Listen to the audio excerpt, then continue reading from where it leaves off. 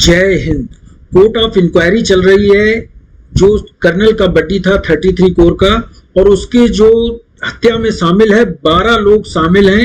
अमित के पिता को सब पता चल गया। कैसे पता चला और अमित के पिता ने क्यों आरोप लगाया कि यूनिट के अधिकारी नहीं कर रहे कॉपरेट, बात कर लेते हैं। सबसे पहले तो मैं बता दूं, कोर्ट ऑफ इंक्वायरी चल रही है और एक सिविलियन की कोर्ट ऑफ इंक्वायरी चलाई जा रही है, जबकि कोर्ट ऑफ इंक्वायरी फौजियों के लिए होती है और फौजियों के लिए कोर्ट ऑफ इंक्वायरी चलाना चाहिए। सिविलियन के लिए कोर्ट ऑफ इंक्वायरी चलाई जा रही है। सबसे पहले तो मैं बता दूं कि राइफलमैन अमित सिंह की जांच का ताजा अपडेट क्या है। राइफलमैन अमित की जो जनरल लेवल की कोर्ट ऑफ इंक्वायरी चल रही है, जिसमें 12 लोगों ने कत्ल किया है, ऐसा दावा किया है जो अमित के पिताजी हैं उन्होंने। और क्यों दावा किया है? क्योंकि उनको यूनिट से पता चला है। यूनिट से कैसे पता चला मैं वो भी बताऊंगा आपको। पहले तो ये बता दूं, सेना ने 4 दिन का समय मांगा था कि हम 4 दिन में आपकी कोर्ट ऑफ इंक्वायरी करके आपको बताएं, क्योंकि आंदोलन कर रहे थे वहां पर जम्मू में, काफी लोग आंदोलन कर रहे थे। इसके बाद सेना ने कहा कि हम 4 दिन का समय हमें दो। 8 दिन हो चुके हैं, लेकिन कोर्ट ऑफ इंक्वायरी का कोई डिसीजन नहीं निकला है।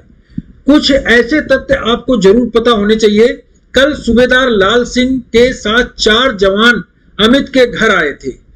ऑफिसर कॉपरेट नहीं कर रहे। 4 जवान, सूबेदार, एक नायब सूबेदार, 2 हवलदार अमित के घर आए थे और उनसे जब पूछा गया कि क्या ऐसा हुआ है, क्या ऐसी बात हुई कि उसको बाहर जाके उसको जाना पड़ा और बाहर उसकी डेथ हुई, तो उन्होंने कुछ सीधा जवाब नहीं दिया। जो सेना ने कहा था वही वो सरकारी जवाब दे रहे थे।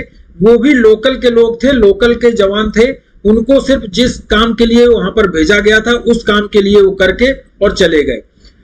अमित के पिताजी ने कहा है कि हमें अधिकारी कोऑपरेट नहीं कर रहे हमारी यूनिट के, उनको अब फोन करो। पहले तो फोन लग जाते थे, अब फोन स्विच ऑफ आ रहे हैं।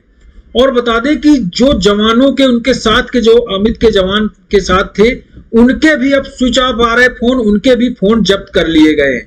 इससे यही सिद्ध होता है, ना तो यूनिट बात कर रही है, ना यूनिट के जवान बात कर रहे हैं। इससे यही सिद्ध होता है कुछ ना कुछ जरूर गड़बड़ है।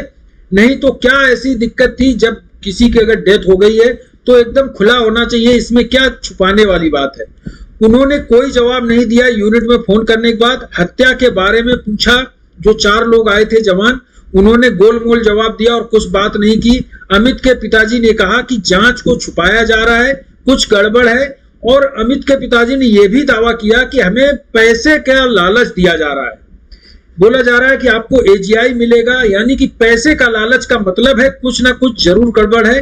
पैसे का लालच तभी दिया जाता है।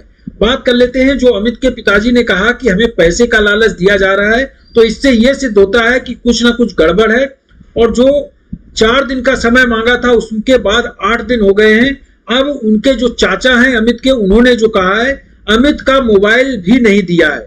उन्होंने कहा कि हमने मांगा कि अमित का मोबाइल दो, जांच हो चुकी होगी, अब तक तो मोबाइल मिल जाना चाहिए, लेकिन मोबाइल भी नहीं दिया जा रहा है। इसका मतलब है कि मोबाइल में ऐसे कुछ है जिसको छुपाया जा रहा है, उसको उसकी वजह से मोबाइल नहीं दिया जा रहा है। ये उनके चाचा ने कहा है। इसके बाद यूनिट में अमित के साथियों के पास फोन लगाओ तो सबके फोन बंद आ रहे हैं, कोई जवाब नहीं मिल पा रहा है। यानी कि अब यूनिट से संपर्क भी इनका कट चुका है, कोई बात नहीं हो रही है। तो अब इन्होंने क्या किया, इनके चाचा गए एक एलजी के पास, और एलजी के पास जब गए तो वहां पता चला कि वहां पर एलजी साहब दिल्ली गए हुए हैं, एलजी साहब नहीं है। सीबीआई जांच की मांग करने गए, क्योंकि यूनिट से जो उनको मोबाइल स्विच ऑफ आ रहा है, यूनिट के कोई अफसर बात नहीं कर रहे, जवान बात नहीं कर रहे, तब इन्होंने कहा कि हमें सीबीआई जांच की जरूरत है, क्योंकि हर तथ्य छुपाए जा रहे हैं। मोबाइल अगर अमित का हम मानते हैं तो वो भी नहीं दिया जा रहा है। इसका मतलब है कि कुछ ना कुछ जरूर गड़बड़ है। सीबीआई की मांग कर रहे हैं। अब बता दें, एडीसी का कहना है, जब एडीसी से मिले जाके तो उन्होंने कहा कि एलजी दिल्ली गए हैं, उनके आने के बाद कुछ करेंगे। सीबीआई जांच की मांग के लिए गए थे तो उन्होंने कहा कि एलजी दिल्ली गए हैं, जैसे ही आते हैं उसके बाद हम कुछ करेंगे। तो वह आप समझ सकते हैं कि जब जांच होना है तो क्या एलजी अगर दिल्ली है तो बाकी इधर अगर कुछ ऐसी घटना होती है तो क्या जांच नहीं होगी?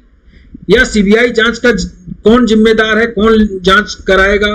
तो इसके लिए एलजी का होना ही जरूरी है। तो दूसरा सब्स्टिट्यूट एलजी होना चाहिए। तो एलजी है नहीं और इसके बाद वो दिल्ली गए हैं, तो सीबीआई जांच तभी होगी जब दिल्ली से एलजी आएंगे। अब बात कर लेते हैं, सवाल अब उठता है कि कोर्ट ऑफ इंक्वायरी सिविलियन यानी कि मैडम की कोर्ट ऑफ इंक्वायरी क्यों हो रही है। इनकी मांग है कि मैडम ने इस जो हत्या की है, मैडम पूरी तरह जिम्मेवार है, मैडम की पूरी ही इन प्लानिंग बनाई गई है हत्या की, इसमें मैडम के साथ सीओ और 10 और जवान जिम्मेदार हैं। ये दावा किया है इनके पिताजी ने। बता दें, पिताजी ने दावा इसलिए किया है, इनको कोई सोर्स से पता चला है कि ऐसी ऐसी घटना ऐसे ऐसे लोगों ने की है, शायद इसीलिए ये ऐसा कह रहे हैं, नहीं तो बिल्कुल क्लियर फिगर दे रहे हैं कि मैडम, सीओ और 10 और जवान इसमें शामिल हैं। तो इनके पिताजी ने ये बात कही है, ऑन रिकॉर्ड कैमरे में कही है। बात कर लेते हैं जो इसमें सबसे बड़े सवाल खड़े हो रहे हैं कि जो जांच सीबीआई की मांग की जा रही है और जो मैडम है उनकी कोर्ट ऑफ इंक्वायरी कैसे की जा सकती है, जबकि कोर्ट ऑफ इंक्वायरी के लिए तो जो सेना के सैनिक हैं उनकी कोर्ट ऑफ इंक्वायरी होती है। एक सिविलियन की कोर्ट ऑफ इंक्वायरी तो सिविल में होनी चाहिए, जो जांच होती है सिविल से जांच होनी चाहिए, सीबीआई की जांच होनी चाहिए, लेकिन सिविल की जांच ना होके कोर्ट ऑफ इंक्वायरी चल रही है और 8 दिन के बाद भी अभी तक कोई ऐसा जवाब नहीं मिला है। अब ये कहा जा रहा है कि 2-3 दिन बाद कोर्ट ऑफ इंक्वायरी की रिपोर्ट पहुंचेगी इनके पास। जब कोर्ट ऑफ इंक्वायरी की रिपोर्ट पहुंचेगी तभी कुछ सत्य पता चल पाएगा। इस वीडियो में इतना ही। थैंक यू, जय हिंद।